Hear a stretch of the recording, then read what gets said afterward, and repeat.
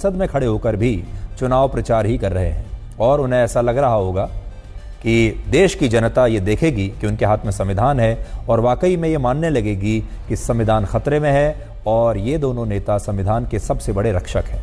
वैसे भी आने वाले समय में आप देखिएगा ये जो जोड़ी है राहुल गांधी और अखिलेश यादव की, एक भारत में दूसरे नंबर की सबसे बड़ी पार्टी के नेता हैं और दूसरे तीसरे नंबर की सबसे बड़ी पार्टी के नेता हैं। और अब ऐसा लगता है कि जो विपक्ष है पूरा उसके ये जय और वीरू बन गए हैं और यही दो जो हैं ये पोस्टर बॉय अब विपक्ष के बन गए हैं। इन्हीं का चेहरा सबसे आगे आपको दिखाई भी देगा।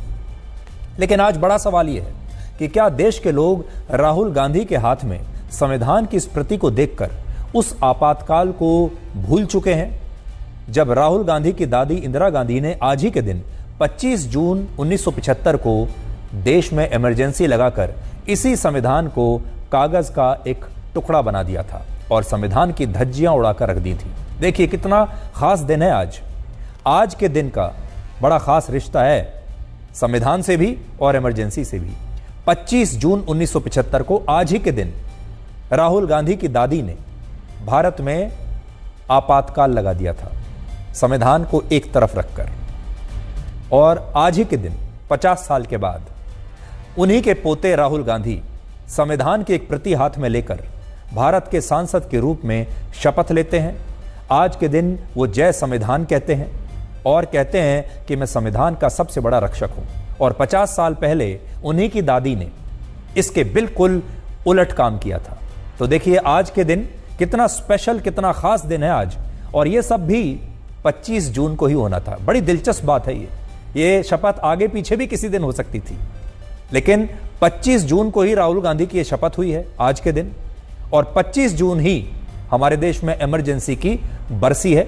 1975 में इमरजेंसी लगाई गई थी आज ही के दिन। तो देखिए ये कैसा जो है एक बड़ा दिलचस्प मोड़ या समय का चक्र इसे आप कह लीजिए।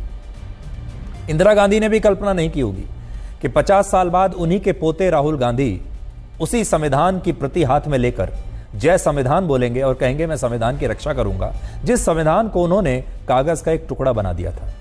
भारत के संविधान में देश के लोगों को जो मौलिक अधिकार दिए गए हैं और इन अधिकारों में भी जीवन जीने के लिए जिस अभिव्यक्ति के अधिकार को सबसे महत्वपूर्ण माना गया है, उस अधिकार को इंदिरा गांधी की सरकार ने इमरजेंसी के दौरान अपनी तानाशाही से कुचल दिया था और 1.5 लाख लोगों को सिर्फ इसलिए जेल में डाल दिया था क्योंकि इन लोगों ने सरकार के खिलाफ अपनी असहमति जाहिर की थी।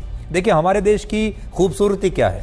हमारे देश में सबसे अच्छी बात यह है कि आपको कुछ भी विचार रखने का, कुछ भी बोलने का पूरा अधिकार है।